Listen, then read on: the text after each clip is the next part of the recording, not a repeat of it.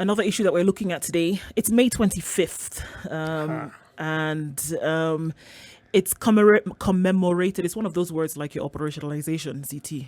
It's commemorated every year as the International Day of Missing Children. Some quarters have called it a pandemic. Some quarters have called it something to which eyebrows should be raised a little higher. Some have said, look, the reasons as to why children are missing, it could be that a child, got lost on their route home or something. But more than that, we are looking at higher and increased cases of kidnapping for ransom. We are looking at child trafficking, and we're looking at things that come as an offshoot then from these missing children that sometimes we're not taking them into consideration. It's commemorated every year. And the numbers that we're looking at, 1 million children, 1 million children are reported missing every year on a global scale. That's a lot. One, if you ask me, is too much. When one child goes missing unexplained. But now we're looking at 1 million children over the globe. If we look at what happens on a national level, a lot of children missing. I mean, you're in your WhatsApp groups every day. You're on your social media and you see pictures of children in school uniform, in their play uniform, having gone missing. Their parents are going crazy because they do not know where they have gone. In some very unfortunate circumstances, these children turn up dead. In others, and interestingly enough, in most cases in Kenya, from what we are being told, most of these children are found safe and they are returned home. And we're also hearing that it could be for two reasons. One, that if they were kidnapped, for example, the kidnappers just then were either paid or just did not have the gumption to finish the task. But most cases of kidnapped children in Kenya are returned. Unfortunately, which is the good news. The unfortunate is those that are not, and those that unfortunately turn up dead. We're opening up this conversation today in the Situation Room, and we're going to be looking at really what does happen. What are we commemorating today? What are the things that we should look forward to in terms of safeguards for children? What parents ought to know? What government is doing? What government ought to do? And we're joined this morning on the line, the Department of Children's Services, Mr. Mwambi Mongare, who is the Deputy Director Children's Services and Department of Children's Services, as well as Esther Mugure, who is the Assistant Director Children's Services in the Department of Children's Services. Good morning to you, Mr. Mongare, and Ms. Mugure. Good morning. Morning to you too. Good morning. Good morning and welcome to the Situation Room. In the Situation Room this morning with Ndruoko, CT Muga and Irungu Houghton. And we're looking at this, and so clearly maybe we can start off with you, Mr. Mongare. It's every year we celebrate, or I don't even know if we want to say celebrate, or we commemorate this day every year. What is the situation that we are currently looking at in Kenya? Morning, Madam Cynthia. I think I'm up the way you have started reporting on the global figures and national. What happened on the issue of missing children in our republic, the numbers are always soaring up day in, day out because of maybe man-made, natural, or others, the way you have put it, where children are being kidnapped here and there. The situation is not all that good because every day, I think there's no day which ends without getting about 4, 5, 10 children reported, but we don't have the exact figures. But we always see in the social media, print media, electronic media, and the number is soaring. It's very high. We don't know what's happening in our country or what we are copying from other countries because it's happening all over the whole world. So the situation on the missing children in our republic, it is still alarming. But we are still happy to report them to the listeners that at least something is being done. That's why from 2017, Kenya joined the global village. We started celebrating this day. But when we wanted to take over the process, COVID came in. Last year we did it virtually. This year we are doing it virtually because we have to do a lot of awareness creation on this issue. I think that's not the situation is because what we are doing is now awareness creation about this issue, so that wherever a case is reported, a case is seen anywhere, so that all structures in place, they come to force so that we see whether we can be able to address that child. The child is again reintegrated back to the family or the community where he or she came from. Well, for those successful cases, but for those unsuccessful cases, I think still investigation goes on using our National Police Service officers through the Director of Criminal Investigation. And sometimes it even goes to the Special Crimes Prevention Unit because it involves a lot of investigation.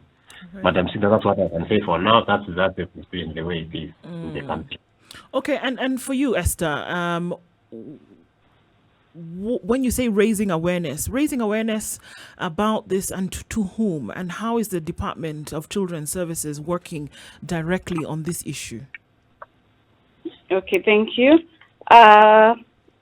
We are raising awareness to the community. We are raising awareness to the children themselves, because as we all know that the issue of children going missing is a very complex and emotional issue, and therefore we want to encourage parents to teach their children life skills, to tell them that they need to know about how to take care of themselves when they are walking on the streets, to tell them that they need to know the parents. For instance, when children get lost, they need at least to have the basics, that my name is so and so, I live in a particular place, so that even when it comes to tracing and reintegration, it's very easy.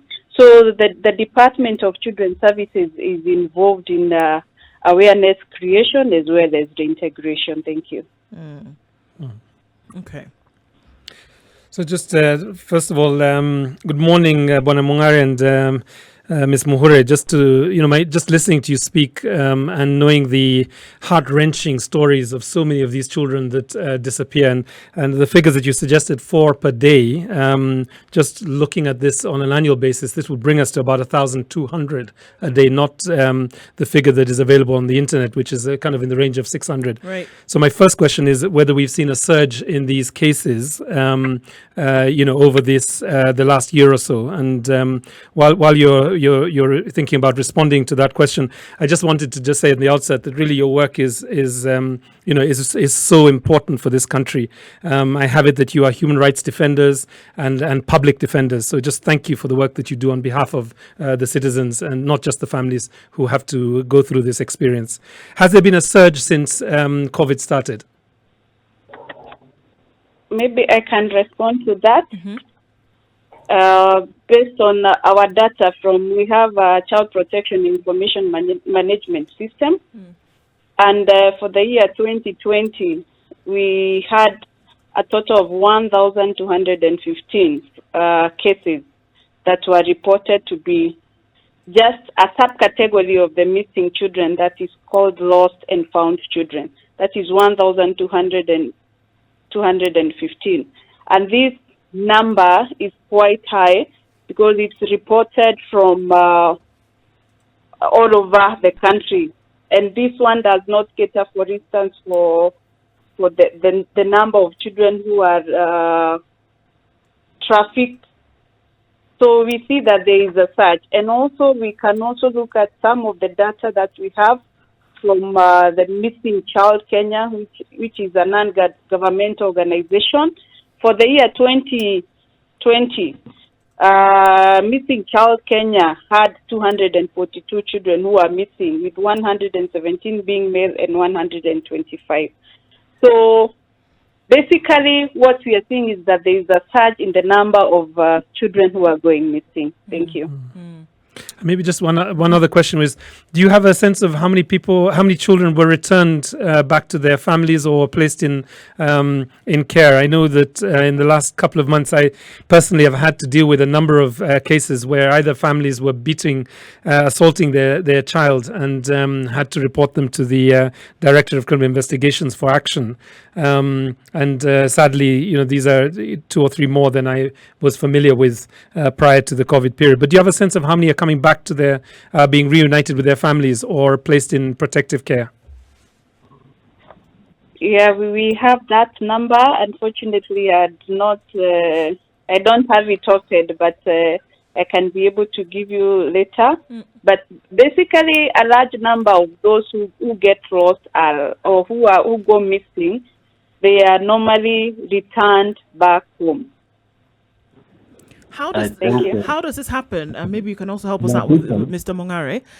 How Madam Cynthia wanted to add that through our child protection information management system, whenever such kind of cases are reported or captured in our system, we make a follow-up to the end of that issue. Okay. If it's a child who was lost and found, if the child did not get the parents or relatives or the community where the child comes from, remember those child who say, I am a son to daddy or to mom, I'm a daughter to mom or a daughter to daddy. Remember such kind of children, we are what we call charitable children institutions where they are repressed.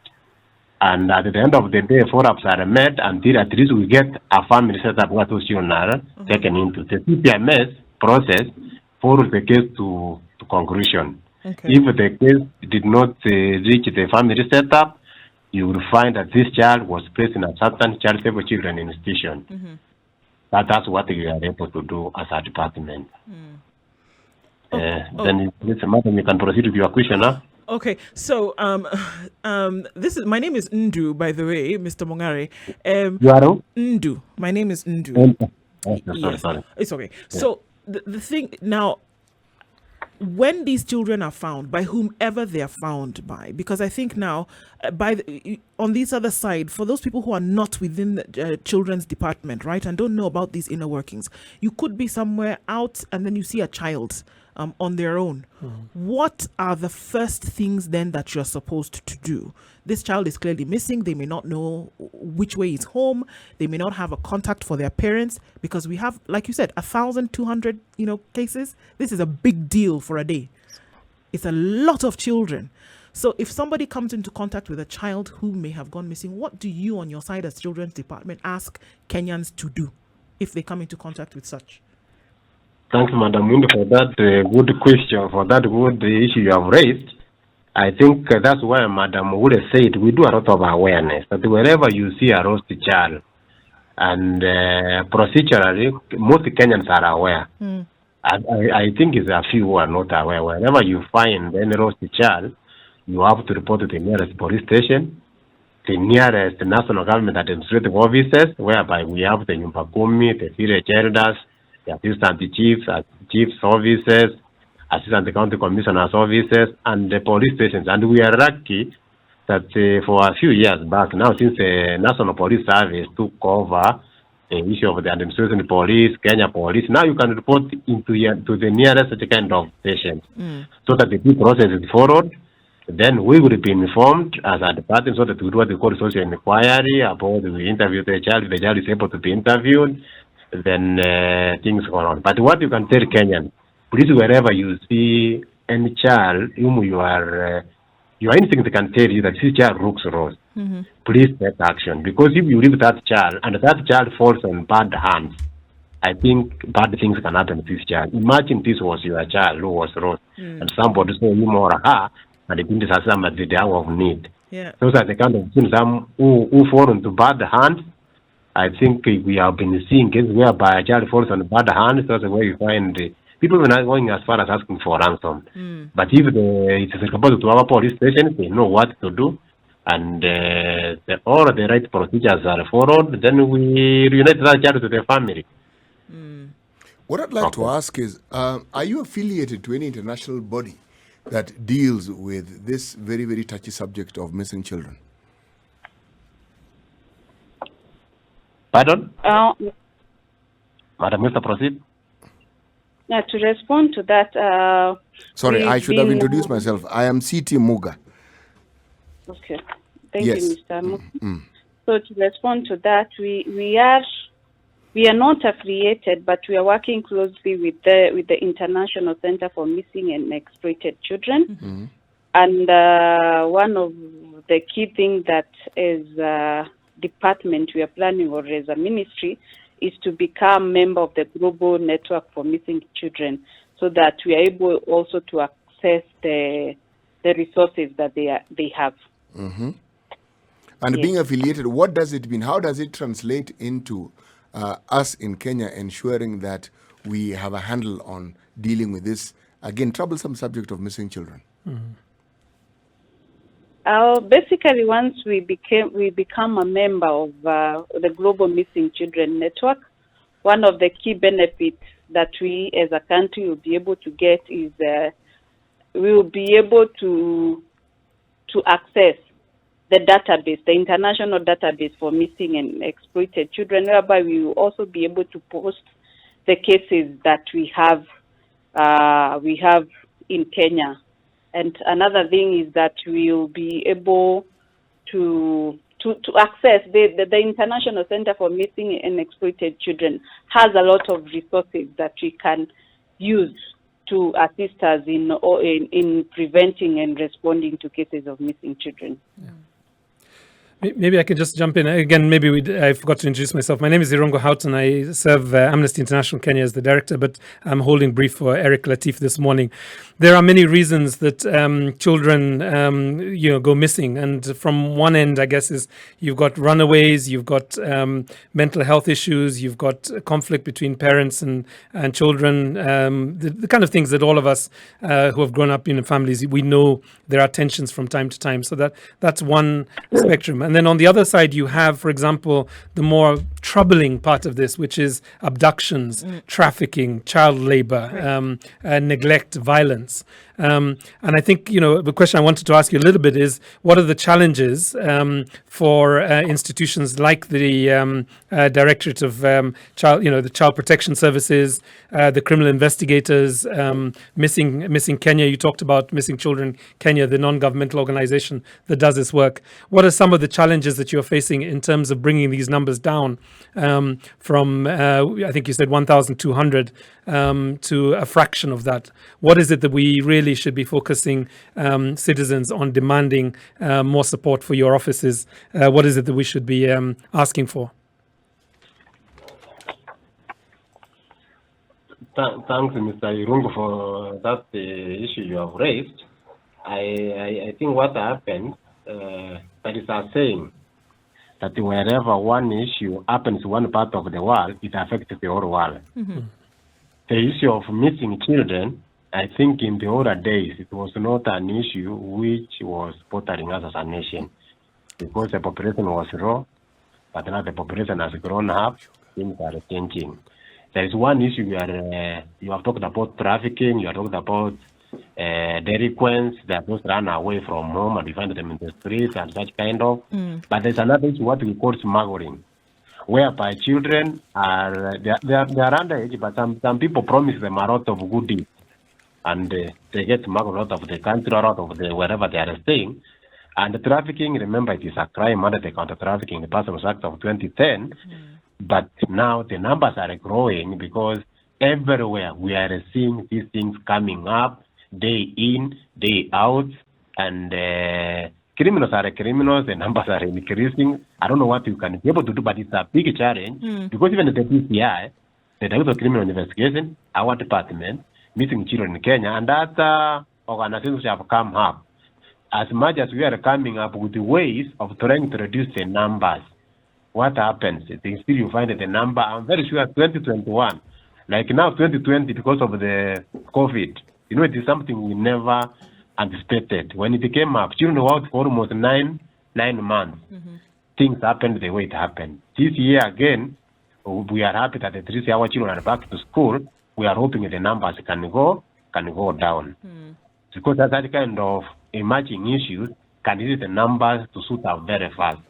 The criminals have nothing to do. They have to go to that kind of other issues, the issue of trafficking, because, and again, they say that trafficking in persons is the second most lucrative underworld business in the world. Second to drugs. Drug and substance. So you can imagine such kind of thing. People say that this is a crime which is second. People are doing it maybe for making money. And the other one, I think our police service, through the DC and through Special Crimes Prevention, they have a lot of work to do, because at the end of the day, as a department, we don't have an investigation arm. That's been done by the National Police Service. Even the missing children in Kenya, they don't have an investigation. It's the issue of raising to the social media everywhere, and our Director of Criminal Investigation to do the investigation to see that at least we sort out that issue. I think that has been a challenge. Okay. But the way Madam Mugure put it, when if we joined that group or network for missing children, remember now we've been the group of village. If a child has got lost in Kenya, maybe this child has been smuggled or trafficked to another country, who are members of this group or network, it is very easy to network and those children will be returned back. And I think we have done it in the past.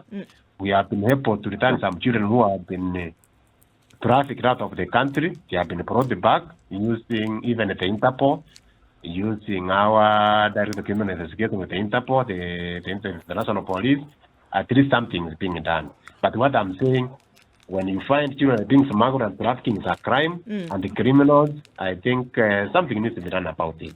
That's what I can say for that. Yes, it's just a point of clarification. I'd like to understand, one, what your social media presence is, because if you expect people to talk to you, inform you, there has to be some media presence in what it's like and how it is that you actually utilize this particular platform. That's one. The second question is, I'd also like clarification on how it is that you are connected to other government agencies that could assist you, but more specifically, how you work with the security forces in this matter.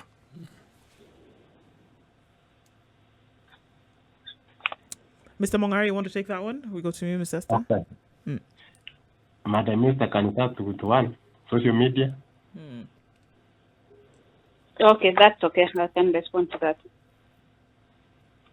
So basically, we have our social media platforms. We have the DCS. We also have the one for the ministry, and basically, it's not very active, but we are able to provide information, especially through the WhatsApp. What is very active is the WhatsApp, the DCS social media, for the Facebook. This one is also slightly we slightly active, but we're able to use it well to pass information.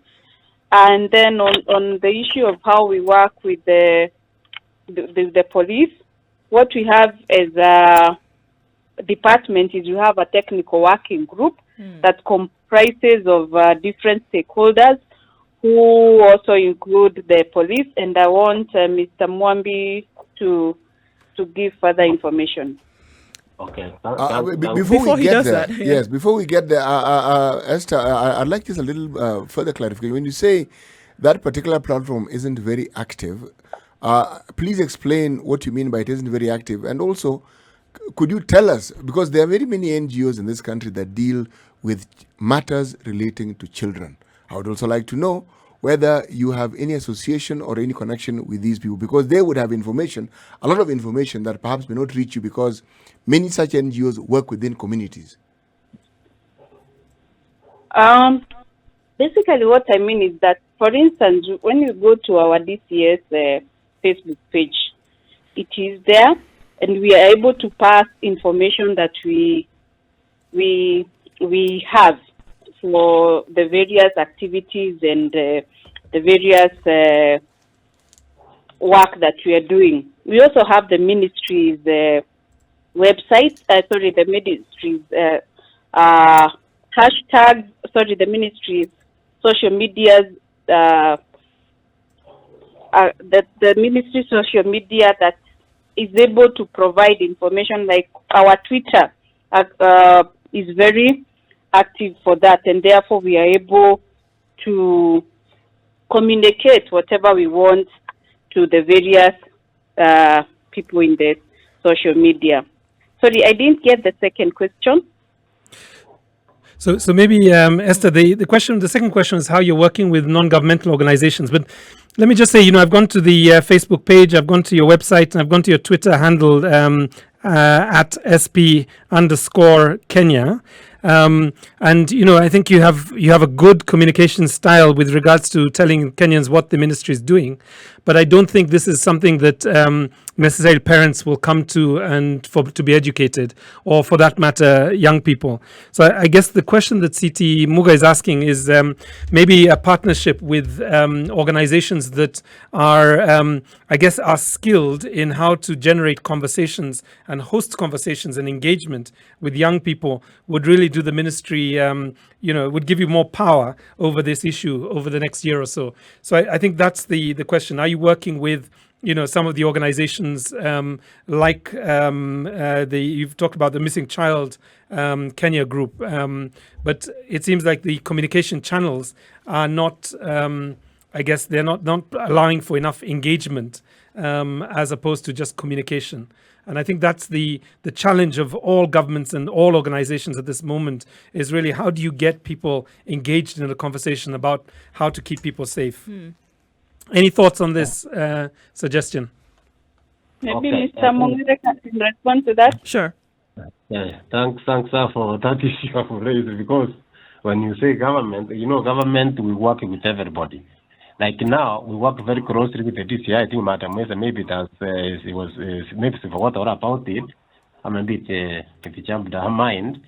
We have, under the technical working group, the way she put it, we have several actors.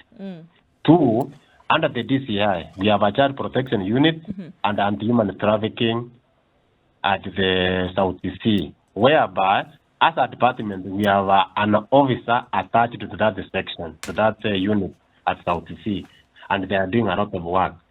Two, we work very closely with NGOs, that's National Government Administrative Officers.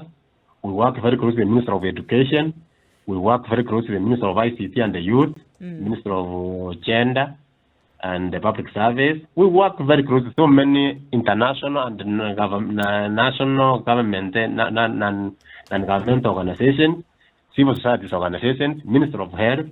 We have our National Council for Children's Services. We have another commission, because we have another group of people we always forget about, children with disabilities. We have the National Council for Persons with Disabilities, and among many others. So we work very closely with all of them. Even we have now we call the Street Families Rehabilitation Fund, which is dealing with children who are in the streets. So you can see we are catering for all cadres of children who are found within our borders. Okay. When I talk about NGOs, we work very closely with World Vision, Plan International, Child Fund, TDH, among many others, and that's the Kenya National Commission for Human Rights, and all of them work very closely. Mr. Mwambi, I think for a lot of folks that we're looking at this now, it is directly what exactly can people hope for, and how close are you getting to communities? Because as we're looking at some of this information, a lot of children who are taken, a lot of children who go missing very in the vicinity of where they live, which I think is very interesting. So how closely then would the department work, or be able to work with estate security, for example, to know that these are the signs that you should look out for if somebody may come to take a child, if a child is wandering off and things like that? I'll give you an example. Like in other countries, for example, if a child predator lives in your area, because the community area is vigilant, is aware, working with government, that such a person resides in the area. So you're aware of that. So for something that is so serious, when we're looking at 1,000+ children in 24 hours, there's a lot of children. And if they are missing from an area close to where they live, wouldn't it also make sense to involve estate security, estate groups, and things like that in this fight for something that's so serious and alarming, which I believe is the word that you used in the start of this conversation? I mean, let me jump in, and it's part of the same question. And besides community-based organizations, I was in Homa Bay 2 years ago, and I traveled across several schools in the county. And one of the questions that I asked the students that I met, they were mostly secondary school students. boys' school, mixed schools, and girls' schools. And I asked them, "Who are your?" I guess the question was like, kind of, who are your heroes? Who are the people that your role models, your inspirations? And I, of course, I come from a generation where Mongare Madai would roll off my tongue, or Dede Kimadi would roll off my tongue, or etc. And I was really shocked by how many of the people that they mentioned were, first of all, musicians, and then secondly, were musicians who are not known for their politeness, if I can put it that way, right? I can't do this on air and I can't name the musicians. Right. But I just wondered whether, an alliance with a number of musicians influencers to basically generate this conversation among young people would give you a lot of, would give you a lot of power over this, as well as community organizations. I don't know if you want to just also talk a little bit about the role of influencers and celebrities in your work. Thanks. I'm happy the way you are put. It depends when you talk about a role model or a mentor. It depends how the way the society looks at this and perceives it. I can start with the first issue, which you had earlier raised. When I talk about Ngao goes to the Nyumba Kumi.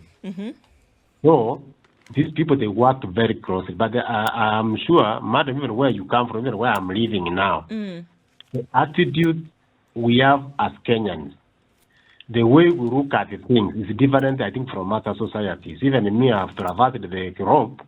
What I've seen in other countries, right now, you have seen people who have divided children.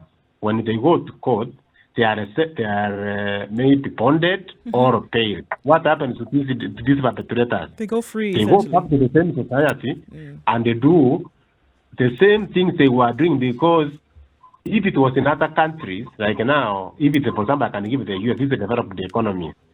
If you see a video file moving from point A in Nairobi to another point B in Nairobi, that flag would be raised off, because as the guy swipes the social welfare card, or maybe throwing money anywhere, or entering a tram or a train, wherever it's going, they are arrested, video file is coming. Yes. But here, we don't have it. But what I'm aware of, the Nyumba Kumi, they are doing their best. But what is the attitude of us as citizens of this country? I think they started on the care attitude. Because even if you see somebody's child being picked, you people are less concerned to ask who is this one picking a child. I've seen in my neighborhood. I was not there, but I was informed by my family. A child was kidnapped from the neighborhood. People saw 30 vehicle running away. Children are making, that child has been picked. We have these border riders who always provoke everybody wherever you touch one of them. They will make sure even if it's attractive, they will not pass. That the vehicle passed, went with the child. It took them about 6 months to trace the child wherever the child had gone, because I think the child had been kidnapped. The attitude of Kenyans, I think we need to be changed. They say, my child is your child is my child. The way it was in the traditional societies. I think we need to go back to the roots. We make sure that we take care of our children and we protect them with envy. Let us protect our children with envy. Let's not say that this is one piece child, so you don't care whatever happens to him or her. But remember, this is the future generation. Sure. I think that's where we are. But I'm happy that with the Nyumba Kumi, however, here, like now in the city of Nairobi, there are areas, Nyumba Kumi has a very big impact. There are areas whereby you find these people who say that they are a bit affluent and everything, they don't care who the hell they are. And remember, those are the people who are making sure that things are happening in a proper way wherever they are living in. I don't know whether I want to advance that issue. Yes. And the issue of influencers and mentors. I think that it is a very big issue, it's a weighty issue, more so for the young generation. We have glorified whoever drives a good car, lives in a poor area, that is my influencer. But you don't want to ask what was the source of resources, this guy who is now influencing others. But what we have done in most schools, if you traverse, I'm up the way you have said in Homa Bay, I'm aware in Homa Bay, we have so many child rights clubs, whereby children are taken through so many issues, current affairs and everything. They are being told, when you see this happening, you should report it to this, you should do to this. But in most cases, you might give the information, but the people you are giving the information, they don't put it in practice. I think that's what we have been having. But you go to most schools, I've traversed of this country, I've seen we have very good schools with so many child rights clubs, which are doing a good job. But remember, this thing, it is continuous and it needs to be sustained. I think that's what we are fighting for at the department. But remember, as by the law, the Children Act clearly states that us as child protection officers to not interfere with whatever is happening in school, but we can pass a message. But the areas, because when children are in school, they belong to the Minister of Education. When they step outside that school compound, then they come back to us. Now they're in the community, so you can see that kind of scenario. Okay. How will you know Can I ask something? Sure, Esther, I think you had something to put in there before I ask the question. Yeah, regarding the community-based organization, before we even go to that, as the Department of Children's Services, we have children's officer in all the sub-counties in this country. And these children officers, within each area, we have also people we call the volunteer or the child protection officers who are volunteers. And these people are able now to pass the relevant information that we want. So in essence, even though the presence in the social media is not very active, what we do is that we are able to focus on the community itself physically through the volunteer children officers who are available, plus the children officers and also the county coordinators in the various counties. Thank you. How will you know that this is succeeding? Because, I mean, from the beginning of this conversation, it's clear that the Department of Children's Services cannot work alone. There are very many other parties that are involved in this fight, because it is a fight. You're dealing with something that is affecting a part of the community, children, vulnerable human beings who in many cases are not able to fight for themselves. With everybody involved in this fight, how will you know? What will be your success markers to say that we are actually working and, something is being done about this? How will we know? Thanks, Madam. We have structures at various levels.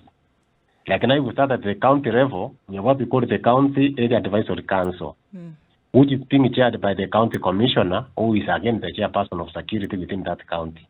At the sub-county, we have another structure like that. Then we at the ward level or at the division level, we have another structure. We go up to the sub-location level. And the membership is drawn from all stakeholders. The faith-based, you almost forget about the faith-based, who play a very important role. We have the CPOs, then we have the Rhine ministries, we have the NGOs, both international and national, and even we have the local NGOs operating at that smaller level. Then we make sure, at least for the last, since the AAC came into being, that was from 2005, we have achieved a lot through such kind of structures. Even when we go to the court, through the judiciary, we have what we call children court users committees. We are dealing all of these cases at all the three arms of government. And we make sure that even at the county level, you find that there is a structure within the county government. There is a committee dealing with children issues. At the national level, at the National Assembly, there is another committee dealing with the issues concerning children. So you can see the three arms, at least something is happening through those structures, the people, the teams involved, the stakeholders involved, the participants, and at least that's why we are where we are. Except those kind of cases you have seen 1,200. Remember, the population of this nation, children forms more than a half of the population of this country. Then you find 1,200 missed, but most of these ones who missed and were found, they were referenced back. I'm happy to hear Madam Esther said about the child protection volunteers. They are doing a lot of work. But remember, these are the people who are volunteers. They are not being paid by anybody, but they are volunteering free services to assist our children. definitely the fight can't be easy. And I know Irungo has a question, but I have to wrap this up right now. I was going to say, just the last comment was before, there are people listening to us right now. Many of them are grappling with this issue. Some of them want to prepare themselves for the moment that they hear a child is missing. You know, what are the 3 things that they need to do? And I think CT Muga's point earlier one was, what number do they call? Is there a USSD code? Is there a website or a WhatsApp number that An alert line, a helpline? So I don't know if we can just give you a minute just to tell us. It's such an important topic. Okay. I think immediately you come to a case where you have a missing child or a child has got lost, please, we have a toll-free line, 116. A toll-free line where you call in and report immediately. Okay. 116 is 24 hours. Even if you try now, you can get it. It is there. I think that's what we do. That's what we tell everybody. And again, with the police, we need to have the 112, we have the 999. But the various police stations, the specific counties, they have those numbers which people can call in and report immediately. And if there is a nearest police station, it's good it is reported so that the Director of Criminal Investigation, that station, starts investigating immediately. Okay. Very vital information to have. I want to thank both of you for joining us this morning. The Deputy Director, Children's Services in the Department of Children's Services, Mr. Mwambi Mongare, and Assistant Director, Children's Services, Department of Children's Services as well, Esther Mugure. Thank you very much for joining us today. As you commemorate this day, it's our hope that we see those numbers coming down and more being done. Asante Sana for joining us in this conversation today. Thanks, madam. We are very grateful. Together we can bring back our missing children home. Absolutely. That was the year's theme. We forgot to say, it's good that we bring our children back home. Bring our children back home is the theme, and I think a good note to end on. Thank you very much for that.